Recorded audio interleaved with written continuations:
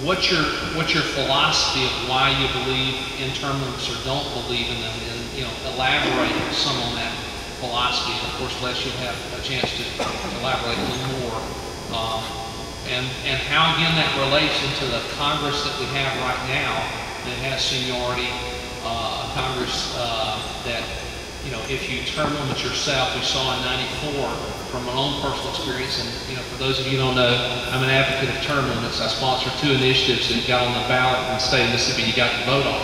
So I'd like to see term limits in place, but I also saw in '94 a lot of guys go home that self-limited, and we lost our proponents of term limits within the Congress. So there were some things I saw in that. So I guess I'm asking a question that's pretty broad on the term limits issue for you just to really elaborate on what you feel like, how that would change government, what it would do for the government, what would having someone who self-limits, all those different characters in your 2 minutes that you've got. As I said earlier, it's a sacrifice, it's not a career. And I have said that I would only serve 6 terms if you guys elect me, because I believe you can go there, do some positive things, and then I could probably go back to Fox News, write a book, who knows?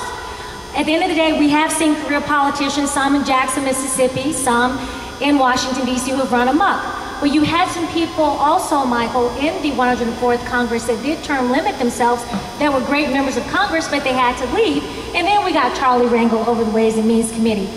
I believe, again, that your terms are limited when you as Americans go to the ballot box. And our forefathers meant for carpenters, for farmers, for business owners to go to Washington, D.C., make a change, and go back home.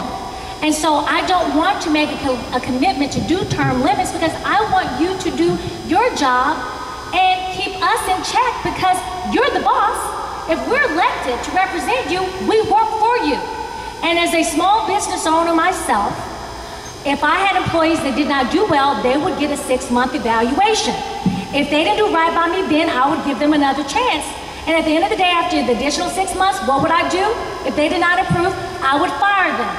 And every 2 years, if you're a congressman and you don't do right by the people, you have a chance to fire that elected official. So that's why I'm in the race as well, you guys, because I love the fact that I see true Americans waking up and joining the Tea Party movement and standing up for what is right and stating your grievances. And in 2010, this year, you can state them at the ballot box. So I don't want to go and say, okay, I'm going to term limit myself. You term limit me. And I might lose some votes by making that stand, and I see the gentleman shaking his head no, I might lose your vote. If I do, sir, then I do. But that's how I feel.